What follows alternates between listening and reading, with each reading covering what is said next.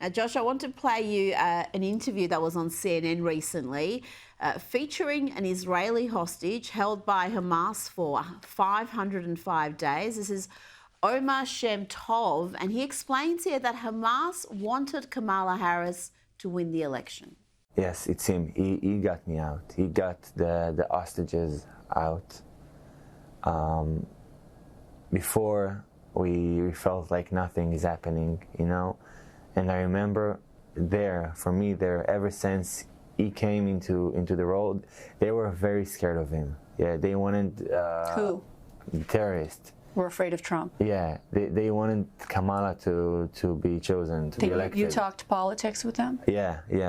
They wanted Kamala to be elected. When Trump became president, yeah, the way they treated us changed.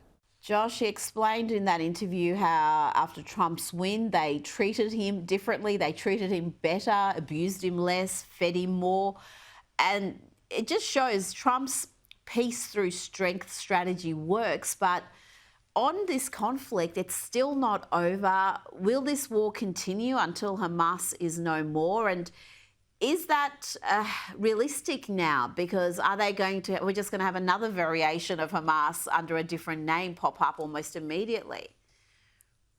So, Rita, the latest scuttlebutt that I am hearing is that a lot of high-ranking Israelis are quite serious about actually annexing, retaking over, whatever word you want to use, half to potentially 75% of the Gaza Strip, and essentially getting a massive security buffer for the rest of the Palestinian Arabs there. Whether or not that happens, I don't know. The thing with the Israelis, Rita, is you hear a lot of tough talk. A lot of these Israeli officials, they talk about raining fire and brimstone. Then oftentimes the walk is not where the talk is there. So I personally am kind of, I will believe it when I see it kind of guy when it comes to this. I think that the most palatable option in the mid to long term, Rita, is to get some more moderate Arab coalition of Saudis, Egyptians, Emiratis there to essentially run the strip in a non-Islamist fashion with Israeli military secure patrol of the actual physical borders. That is probably the sweet spot as to where this ends up there. But as of now, the Israelis are talking a tough game. We'll see if they live up to it. Now, we've seen recruitment numbers for the army soar since November, since the election result. And we had a new ad featuring Pete Hegseth and Donald Trump drop recently. And the Marine Corps, they've also have released a new ad featuring a former veteran, Vice President J.D. Vance. Let's have a quick look.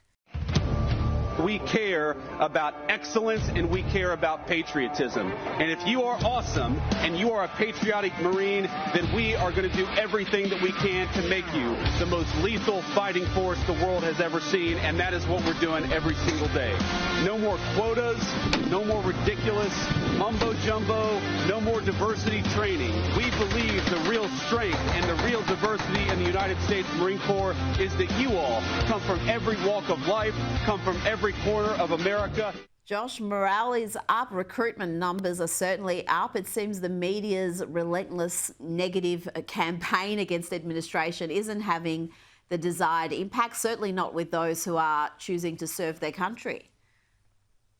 You know, I kind of got chills down my spine watching that ad just now, actually. I mean, how wonderful is this? I mean, turning around the military's recruitment crisis is one of the #1 top goals in all of American foreign policy, domestic policy, whatever you want to call it. J.D. Vance, by the way, as a former Marine himself, one of the highest ranking former Marines, former military combat veterans in American history there. He's the perfect person to read an ad like this. So, by the way, is Pete Hegseth. I mean, one of the reasons, Rita, that I was so bullish on Pete Hegseth as America's defense secretary is that he's a young, telegenic, well-spoken guy who has fought in numerous post 9/11 wars in Iraq, Afghanistan, and so forth there. So when you have J.D. Vance there in the vice presidential suite, when you have Pete Hegseth at the Pentagon there, this is going to inspire morale. Get rid of the DEI, get rid of the wokeism there. Just make the military the world's single most ruthless, efficient, lethal fighting force. That's all these young recruits want, and thank God that's what they're getting.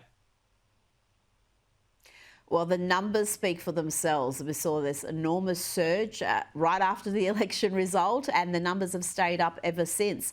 Now, Josh, I played a clip of Stephen Miller earlier in the program, refusing to accept in an interview with CNN the anchor's use of incorrect terms like undocumented migrant as opposed to illegal alien or illegal immigrant. You've had some thoughts on this. I know you wrote about this for Newsweek. Why is it so important that Conservatives push back when the left tries to use their preferred terms? So I love Stephen Miller. I'm a longtime unabashed Stephen Miller fan. I love the fact that he is wielding so much power in the Donald Trump White House there. But this particular fight, Rita, is deeply important. For literally decades, the left has understood what both George Orwell and Saul Alinsky, the great left-wing Chicago community organizer, they both preached a very similar message, which is that he who controls the language necessarily controls the discourse. You control the discourse, you control people's minds, you control how they deal and how they interpret and process reality there. But the left uses all sorts of ridiculous euphemistic language, so-called gender-affirming care when it comes to physical or chemical castration, undocumented immigrants for illegal aliens there, bodily autonomy when it comes to snuffing out even a third trimester unborn child in the womb. I could go on and on and on. Essentially, no matter what issue you look at there, the left here in America has mastered the art of the euphemistic imperative. And Stephen Miller, I think, is leading this charge to fight back against it. But the onus now is on everyone else to continue this there. You cannot let the left control the terms of our discourse, because when you allow them to do that, they're ultimately going to set themselves up for victory in our great cold roiling civil war in this country. Absolutely. It is so important. You do not cede linguistic territory to the radical left. And I think Conservatives have been guilty of doing that for a long time. Josh Hammer, thank you so much for your time tonight. Thank you, Rita.